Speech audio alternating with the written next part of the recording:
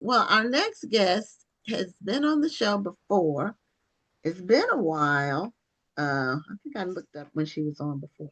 December of 2022 was the last time she was on.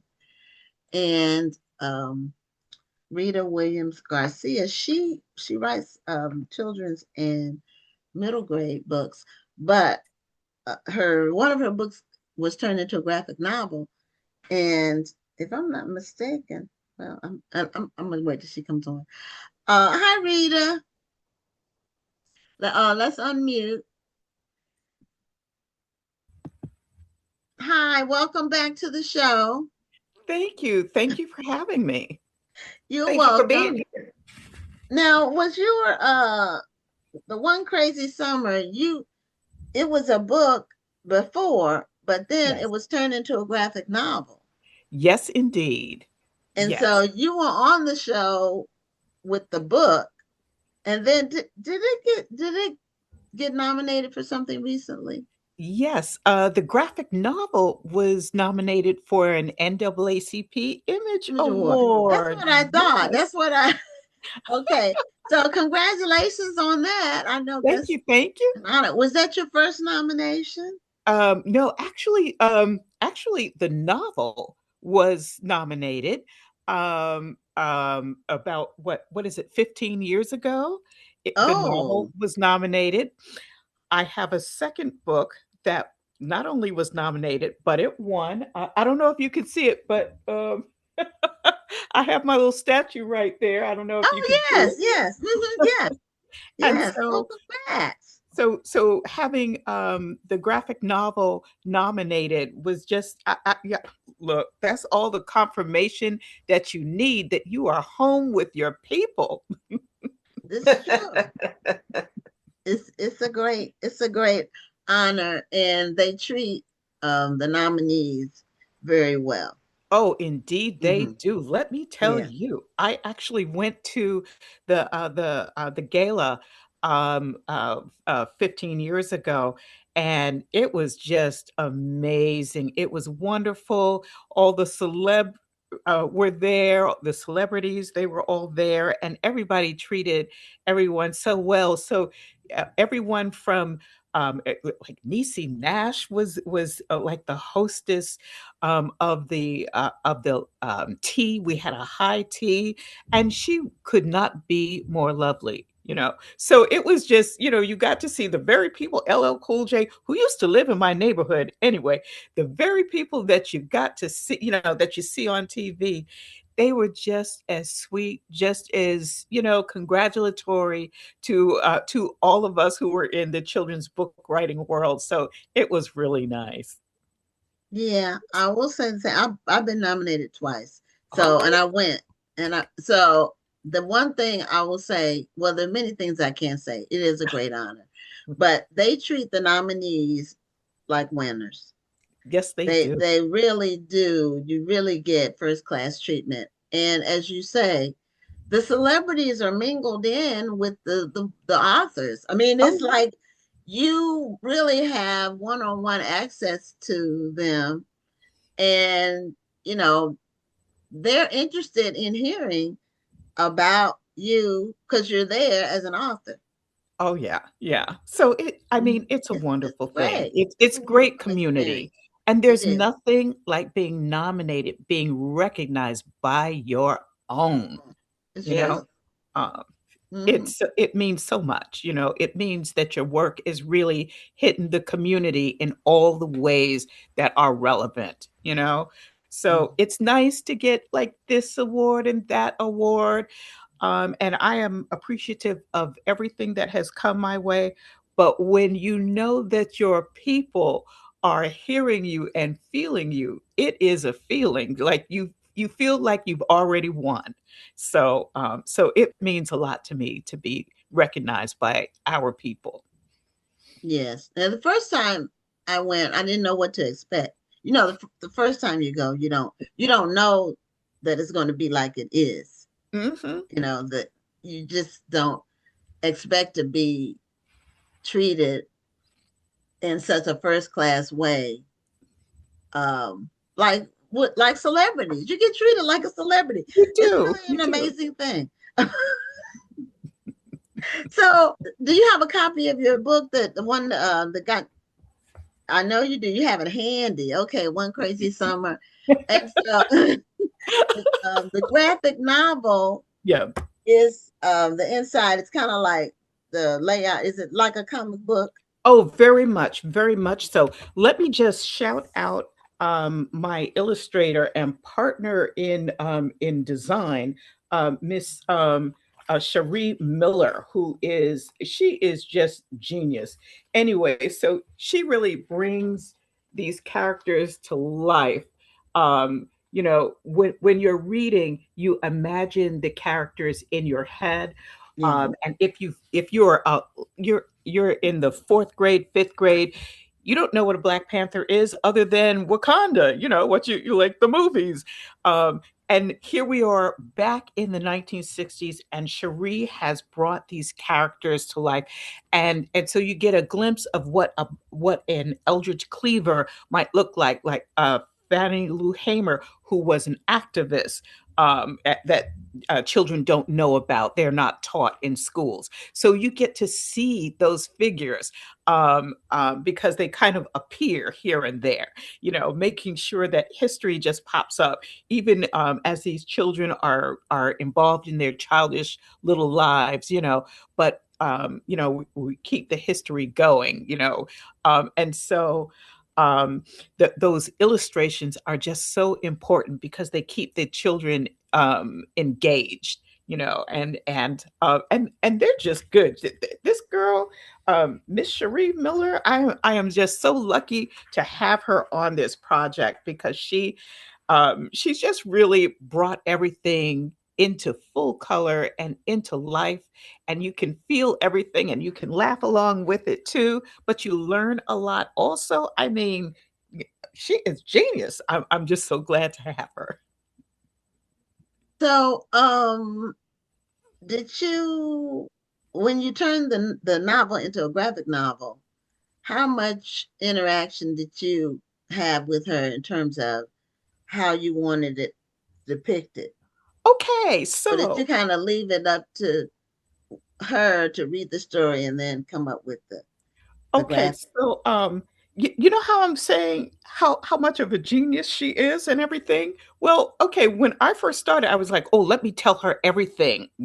Let me give all the instructions, and so I had all kinds of instructions in the script, and I had like, this has to be this, and that uniform has to be that, and back in the '60s they wore their hair like this. Here's some pictures of it. I had so much stuff that she had to be like, stop it right now. Stop it right now. I am an artist in my own right, Like you're and doing I too need much, Rita. You're doing too there much.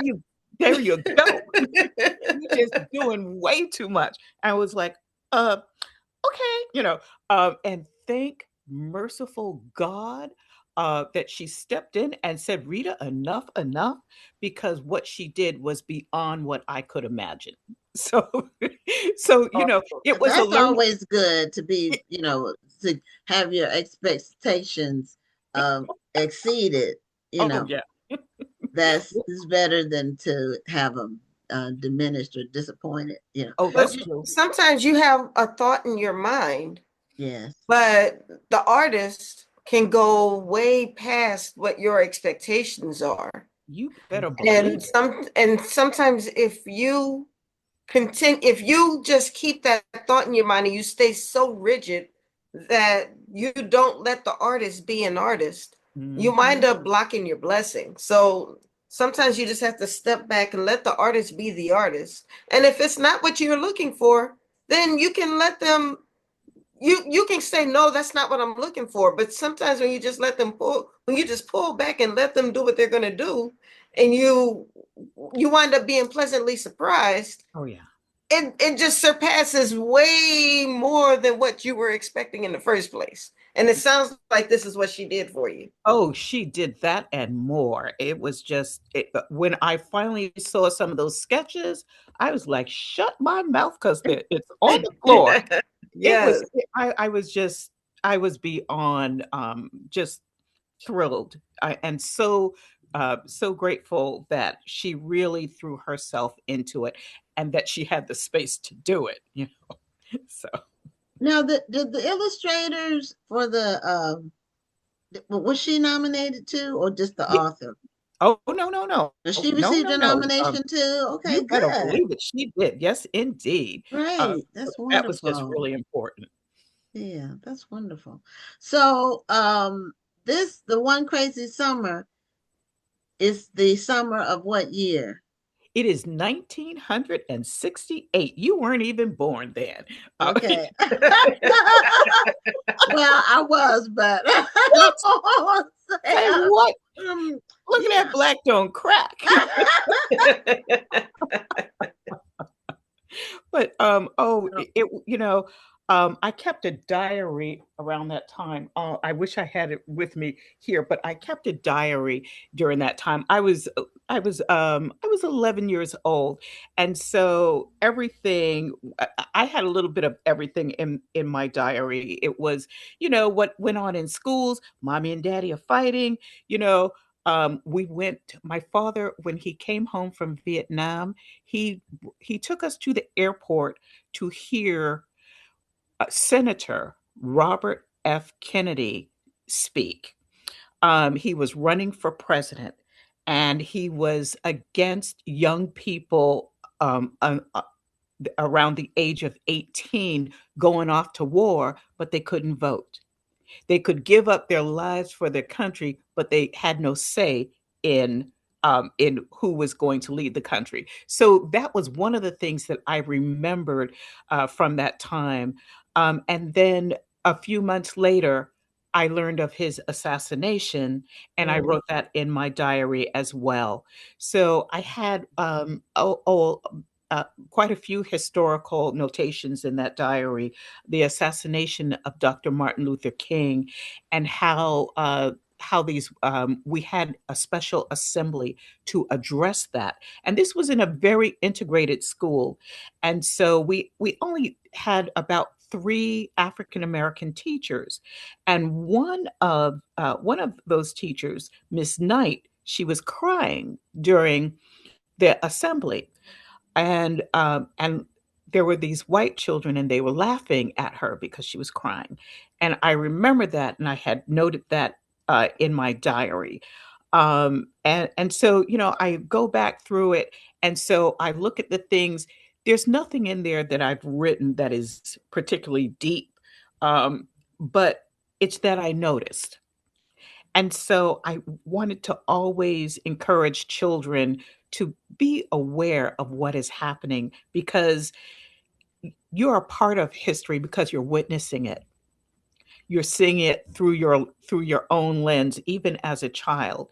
And your view, it matters. You know, children do play a part in history. Children are the beneficiaries of history, but they also participate. They also bear some sacrifice. When we think of a lot of our leaders, their children who had to sacrifice their time with their parent, because their parent is out there doing for the greater community. Many Black Panther children, the Cubs, Panther Cubs, visited parents who were incarcerated or siblings who were incarcerated, because a lot of those rank and file Panthers, they were quite young, you know, yes. but there were children, and children were involved, and children had to kind of know what was going on. So a part of what we might call innocence is, that has to be given up in order to be somewhat conscious of what was going on. So I wanted to really talk about that movement just from a child's point of view, a child entering into that world and really not knowing, but curious, but also afraid, but what's going on, but also feeling pride, so because that kind of reflects how Black people in general were. They're kind of on one hand, we're finally loving our blackness. We're finally feeling that pride and ready to just truly stand up, Right. and claim ourselves and our history and our culture and our power, and to recognize that we do have power. But then on the other hand, what they doing? Why they got rifles? And what's this about? And why is it always that? So we had those kinds of shifts going on, and we weren't it wasn't all unified, at that time, but we were moving toward unity.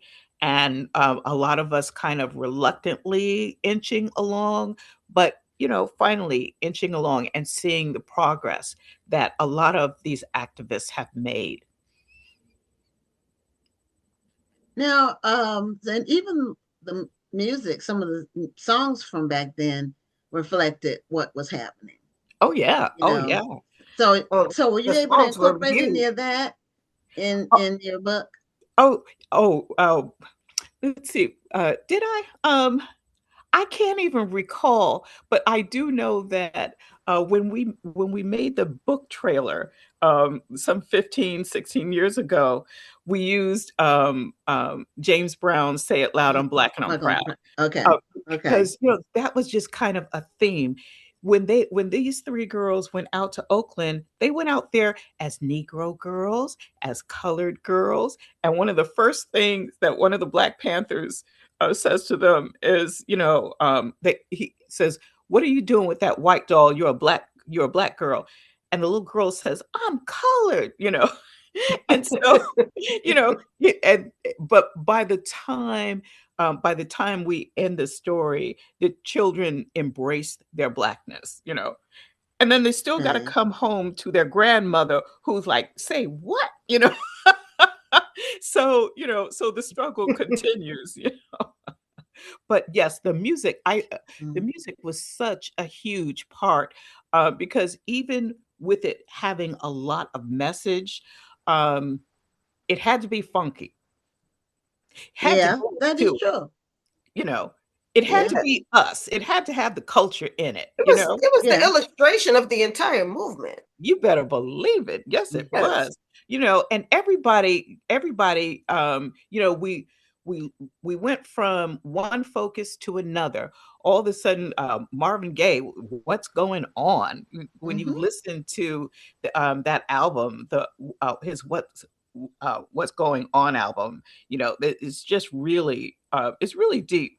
Um, and then you have even Motown artists, they couldn't just sing the same "My Girl" and what have you. They had to move along too, and so you could see that in the Temptations Mhm. work. Even Smokey Robinson was writing some more Edgy, progressive. Yeah, he was more edgy. Okay. writing some, but Uh, they didn't wasn't as popular, but they were all trying to move toward where the people were going, and trying to get us there. So we're all kind of in the music carries people. We have to be in the groove, in the message. And a lot of artists knew that. Curtis Mayfield, you know, yeah, uh, he had a lot Hmm. oh of yeah, message music. Yeah, the Tim said Cloud 9 was one, but Ball of Confusion is yeah, another one yes. that Hmm. comes to mind that they Yep. did during that time. Mhm. And Stevie Wonder had some songs. Stevie Um, Wonder. Well, Stevie Wonder was out there, he, Stevie Wonder was out there on the front lines. So he's been in every like he's because he started when he was 12 or 13. I think he was 12. Right. he was 12. So yeah, so Yeah, they he's called it Little been Steve. yeah, Little Stevie. And yeah. Barry Gordy thought he was going to keep little Stevie for the rest of his life, That's but as soon right. as as soon as Stevie Wonder turned 21, he had a meeting with Barry, and Barry threw this big party for Stevie. And then the next day, Stevie had a lawyer had his lawyers with in a meeting with Barry, and oh, let me tell you, Stevie was a man that day, because he laid out what he wanted and he got it all. So a child no more. Little Stevie Wonder no more. Yeah, he was Yeah. But but there was it's some important. great music made during that time. And even with Nina Simone's Young, Gifted, and Black, that was um, one of the Yes, themes from yes. back then too. So there was just a lot. It was really hand in hand. All of the music Mhm. was being released as things were happening.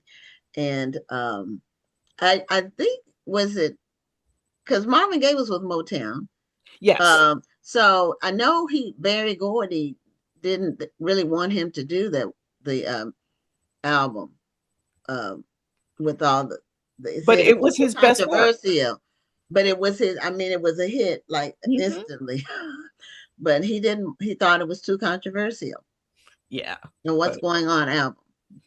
I saw a really nice documentary. Well, two documentaries. One was about the making of Motown, and I think it's on Netflix or somewhere, and it's mhm. like 2 hours of Barry Gordy and Smokey Robinson talking just about how all of that transpired. Oh And yeah. I then think I there's a saw that. I have to look for that. Oh oh, yeah. it's really It's good. it's good. Mhm. It's really good. Um, and then the interesting thing was like all of those singing groups, especially the females, they worked at Motown answering phones, and Mhm. I think Martha Reeves, Red Dallas was a receptionist. They Oh, it you was know what? Come to think of it, I did see that because I remember that she was a okay. receptionist. Yes. Yeah, I remember. Yeah, I remember that. I remember that yeah. story. And then there's a good documentary about the Ed Sullivan Show. That's Mm. I told you about that, Rhonda, when we were in Atlanta. And Mm-hmm. they went back to the early days. I didn't realize how much Ed Sullivan had done to bring black artists on major TV, Oh yeah. and because they had some clips of Nat King Cole being on there, Sammy Davis Jr., Mhm. and they were just so talented. They were, I mean, they could not only sing, they could play, they could dance. They did everything. Like just super talented people. But Ed Sullivan pushed the envelope in getting the black artists the exposure back then, where they did not get that kind of exposure anywhere else. Oh yeah, because you're talking about a time when instead of having the artists on the album covers, you'd have like a river, a white Right, girl looking off into the distance, and it's a Marvin Gaye album or whatever, whatever the right, group was. But right, that you would not, you couldn't have black artists on the cover, especially if Right. it was going to be, that pop 40, that and how are you going to distribute it in the South if you have black artists on the cover? And so, I mean, um, they there was just it was just so we just had to get out of there. We needed the black arts movement to push us up on out of there. But also mhm. it did help that some people really pushed for to have black artists. We had Nat King Cole had his own show, and I believe And I didn't realize that until I saw the Ed Sullivan documentary. oh Because yeah. that was, I don't really remember Nat King Cole. I mean, I know he was after I was got older, but he wasn't an artist. He died before I was aware of music, I guess. Yeah, And he yeah. died kind of young too, because He he died smoked young. I like a believe he died smokestack. I believe Uh, he died in 65 or 66. yeah, He had he cancer. died Yeah. early. He had cancer because he smoked Yeah. like chain smoker. But back then, a lot, in the They all did. movies, if you look at the old movies, they all smoked. Everybody was smoking. Oh yeah. You know, so that was before the tobacco companies had to come clean. So Yeah, that's why just to kind of put things the way they were, I had the girls get in the car with their mother and the other Black Panther, and they're lighting up cigarettes, and and the kids are in the back seat coughing because that was how it was. That's true. My parents didn't smoke, so we didn't smoke because if we had smoked, my parents would have known. Because when you smoke, it's all over you. Oh yeah. Oh And yeah. so, I smoked a half of a cigarette once when I was 12. And it was, it was a used cigarette. I don't even think there was any tobacco in it. I think it was probably just the filter. And I tried it. I said, what is this? I don't see what people get out of it. That's because it wasn't anything that, thankfully. And so I never smoked. I never tried it again. But my sister picked it up in college because it was a cool thing. It was cool to smoke, Oh yeah. and Oh she yeah. picked it up in college, and she smoked for 10 years, 2 packs a day, Mm, and mm. then she quit. But her husband introduced her to smoking. Well, they were dating. He smoked, so she picked it up, and then Yeah. he ended up quitting before her. He went Wow. cold turkey, and it took her a couple more years to quit. So anyway, that was but back then people smoked. That's how it You was. could smoke on the airplane. You could Oh smoke yeah. I everywhere. remember those As long as you- ashtrays on the airplane, Yeah. and It's I still remember seeing there. actual cigarette butts in them. So, we didn't know about contact, that you could get smoking, secondhand smoke. Yeah. You could get diseases from that. And so people didn't know. And then, well, some people, tobacco was in all kinds of forms because you had chewing tobacco too. Oh yes, you And did. snuff back then. Mm-hmm. Those were popular in the rural areas. I don't know about the city, but my parents grew up picking tobacco Mm. in North Carolina. So that was the cash crop, Oh yeah. back then. So I love the One Crazy Summer, and you're bringing all of that history from that period to life for young people. So in a way that they can appreciate, and I hope enjoy, so. and I hope so. entertaining and learning at the same time. I hope so. You got to do it because they are sure enough trying to erase it, just like they're trying to erase us, but we're not going to let that happen. We Well, just you won't. can't erase the originals. You can try, You can but try, the but original people cannot be erased. that's right. Just saying. So anyway, Rita, I'm assuming all of your books are available everywhere books are sold. Yes, they Um, are. okay, and are Go you out and buy them, y'all. are you Mama active? Let needs me see if we have any royalties. questions. Oh, somebody said that she tried snuff. Lisa with the What? Social Book Club said she tried the Pall Mall cigarettes, and she said she got so sick. And then Mm-hmm. she said she tried snuff too. She That's got what she Mm-mm. high, get for trying to be Mm-mm. grown. and it was like dirt in her mouth. She get for trying to be grown. Yeah, That needs that needs to be the commercial. That it tastes like dirt in my mouth. all of my aunts did snuff. Like, and my grandparents, it was a thing that women did. Men chewed tobacco. And in the country, they had it was like a coffee can. They would Yes. sit on the porch and it would be Yep. beside them. And that was their spit can. Mm-hmm. Just nasty. That was what they did. Anyway, That's why that's in the past. We're not trying to bring that yes. back. No, we don't. I don't even know. Is snuff still a thing? Uh, Um, or I people, think I I know think I've people are seen doing people other things. tobacco. I've seen people, the baseball players do the Yeah. tobacco and some of them still do that in their cheek and stuff. But I haven't seen snuff anywhere uh in many, many years. Yeah. Let's So, keep it back there. Let's keep it in the past. yeah, it needs to stay back there. So anyway, Rita, congratulations again on Thank you, thank you. your additional nomination, and keep writing those books. I'm writing. I'm writing. Okay. All right. Take care. Have a good night.